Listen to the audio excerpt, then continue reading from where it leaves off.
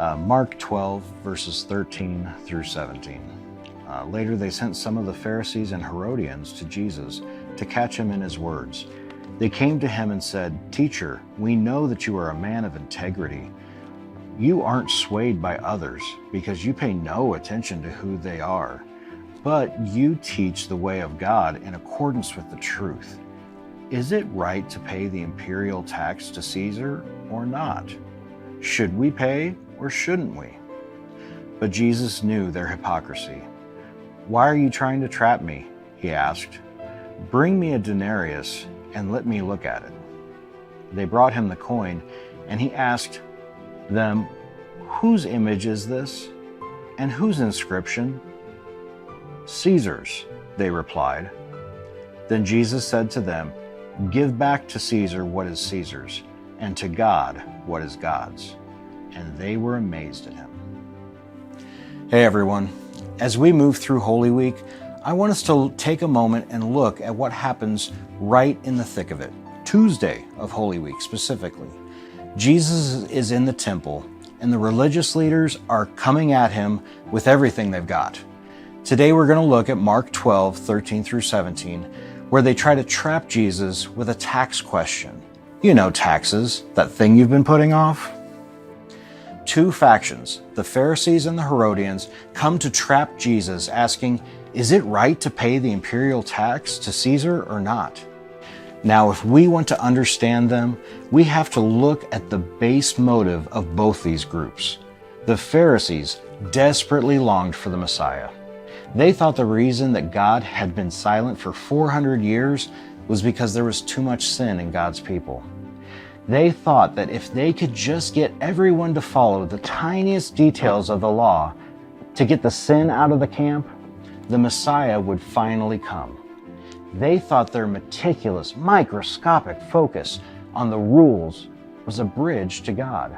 But what they actually did was put up a roadblock. On the other hand, you had the Herodians. They were the compromisers. They knew that Rome wasn't honoring God by worshiping multiple gods and promoting sinful acts, but they also saw that life was relatively safe and comfortable under Rome's protection. If they look the other way and keep these religious, zealous types from stirring up trouble, things could be pretty good. Two factions completely opposed to each other found a common enemy in Jesus, who upset both of their agendas. So here they are setting up their trap, but Jesus is not playing their game. He tells them, "Show me the coin used for paying the tax." And they bring him a denarius. Do not miss the absolute irony here. They are standing right in the temple. To observant Jews, the Roman denarius wasn't just money. It was blasphemous propaganda. It had the image of Emperor Tiberius on it with an inscription basically calling him the Son of God and the High Priest. This directly violated two of the top 10 commandments about graven images and having no other gods. Yet here are the Pharisees letting blasphemy jingle in their purses right inside the temple of God. They were trying to get Jesus into a theological and political debate about taxes while minimizing the graven image of a false god sitting right in their own pockets. All the while, they were plotting to kill the actual Son of God right in front of them.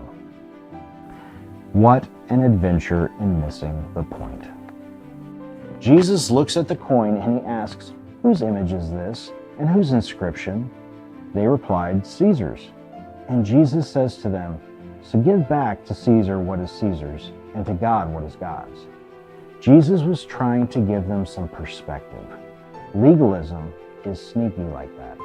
It can cause us to focus on the letter of the law instead of the giver of the law.